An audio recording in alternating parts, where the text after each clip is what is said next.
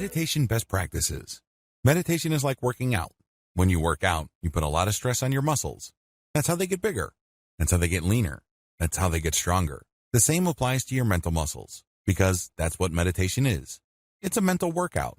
Physical muscles get soft if you don't challenge them or you don't put pressure on them. With meditation, you're going to challenge and put pressure on your mental muscles. Believe me, it is quite a workout to let a mental image just pass over your head like a cloud without judging it.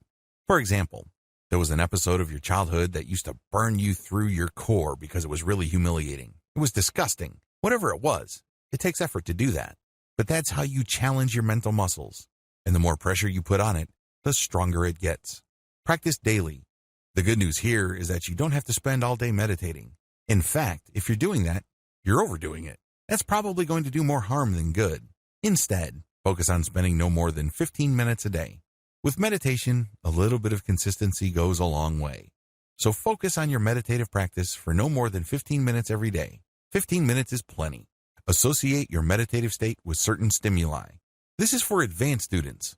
Usually, by this point, it will probably take months, if not years. But most people, if they're consistent, will reach this point. When you perceive any new stimuli, allow yourself to focus on your meditative state. You're basically linking the meditative state of peace, calm, inner serenity, and harmony with stimuli that normally upsets you. For example, if you work with an ex, it can be quite uncomfortable, awkward, and frustrating. This person broke your heart, this person cheated on you, or you're embarrassed because it didn't work out. Whatever the case may be, it's going to be very hard to handle that stimuli. After you've meditated and you've gained some emotional distance, allow yourself to look for that stimuli and link it with a meditative state. In other words, you are replacing the stress, discomfort, and embarrassment that you normally feel when you perceive that stimuli. Maybe it involves seeing the face of your ex or hearing his or her voice, whatever the case may be. Now, you're replacing it with a meditative state.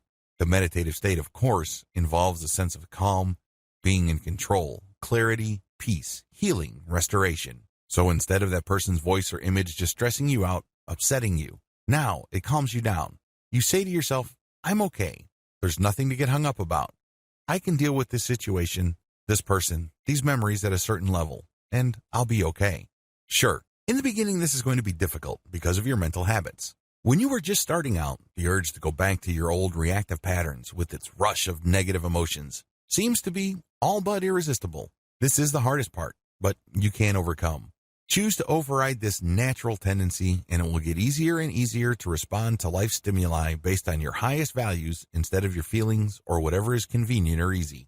The more opportunities you seek to practice your newfound power over your emotions, the stronger your mind becomes. It also makes the link between certain positive stimuli and positive emotions or positive mental states. Of course, none of this happens all at once. It takes time. Still, every time you successfully choose to focus on being calm and successfully recall the mental calmness of your meditative state, the easier it gets. The secret is practice. Interestingly enough, to get the practice you need, you actually have to seek out situations or stimuli that normally stress you out. That's the only way you can test out your ability to recall a calm inner peace. Usually, people do not need help recalling stressful, embarrassing, traumatic, or painful memories. Start there. Since these are thoughts, you have a lot more control over the thought and the outcome. Compare the above to testing out your meditative recall skills on actual people. People can be quite random. You might have a very sticky situation on your hands, and unlike memories, there's no rewind button if you end up saying or doing something that harms your relationship or takes it to a much lower level. Regardless of how you do it, give yourself the opportunity to consistently test out your ability to recall that state of mental calm, serenity, and peace. In that special space you have built for yourself within your mind, there's no need to prove anything. You don't have to be somebody else. There are no painful memories. There is no worrying future. Instead, you just have calm in the here and now. Understand that you always have this available. Get some hope from this fact. Call this link at will. Once you have trained yourself to remember that meditative state when situations present themselves, the next step is to call it at will, meaning you yourself will trigger that meditative state. You no longer need stimuli.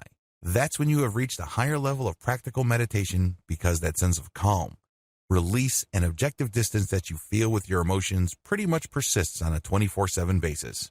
You only need to choose to call that meditative state to being, and it happens. You now know it like the back of your hand.